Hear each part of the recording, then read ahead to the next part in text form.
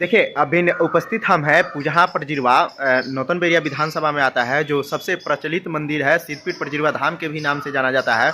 और यहाँ पे जो पिछले 2 वर्ष पहले यहाँ पे जो मंदिर के इस ग्राउंड में भवन बनवाया गया था, जो पर्यटन विभाग के द्वारा बनवाया गया था। इस भवन का निर्माण किया गया था। आप देख रहे हैं कि भवन का निर्माण करवाया गया था।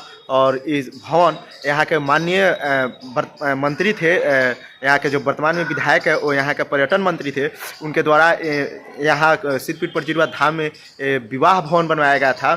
और इस विवाह भवन इतना भ्रष्टाचार का भेंट चढ़ गया है कि आप लोग विजुअल के माध्यम से देख सकते हैं कि इसमें किस प्रकार से इस भवन में काम कराया गया है कि अभी ये स्थिति हो गया। तो ये भवन आगे 10 वर्ष या 5 वर्ष कैसे टिक सकता है, जबकि 2-3 साल हुआ इस भवन को बने हुए।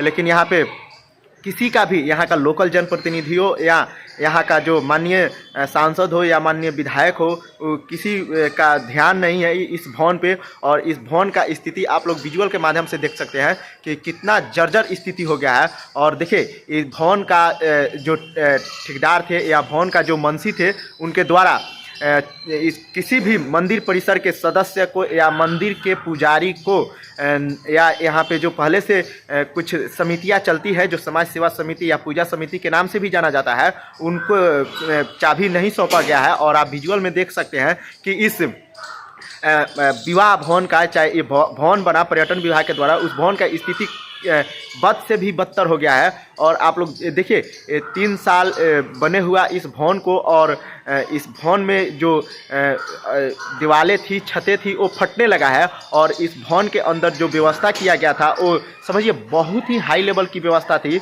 जो विवाह भवन बनाया गया था। और यहाँ पे जो बेडें लगाई गई थी बैठने के लिए या सोने के लिए, जो पलंग की व्यवस्था थी, वो सब व्यवस्था लगाई गई थी। लेकिन इस जो भवन बनवाया, ठेकेदार का लापरवाही कहिए या इस भवन का जो ठेकेदार था उसके मंत्री का लापरवाही कहिए, उनके लापरवाही का भेंट चढ़ गया ये भवन। और पर्यटन विभाग के मंत्री से भी हम आग्रह करना चाहते हैं कि इस पे ध्यान दें। और यहाँ का जो वर्तमान में माननीय विधायक है, माननीय सांसद है, और यहाँ का जो वर्तमान विधायक है वो वर्तमान में मंत्री भी है, जो आपदा प्रबंधन मंत्री बनाए गए हैं सरकार के और बिहार सरकार के, उनसे भी आग्रह हम करते हैं कि इस भवन का निरीक्षण करा करके, और जो भी इस भवन में दोषी अधिकारी हो या इस भवन का उसके ठेकेदार या मुंशी हो, उन पे कार्रवाई होना चाहिए, ताकि इस भवन का जो सुरक्षात्मक व्यवस्था हो वो हो सके। और देखिए, हम इस मंदिर परिसर से भी आग्रह करना चाहते हैं कि वो इस मंदिर को साफ सफाई में भी ध्यान दे। और देखिए, सबसे बड़ी बात है कि इस भवन को बने हुए 3 साल हो गया, और इस भवन का चाबी किसी भी मंदिर परिसर के सदस्य को या मंदिर के पुजारी को नहीं दिया गया है,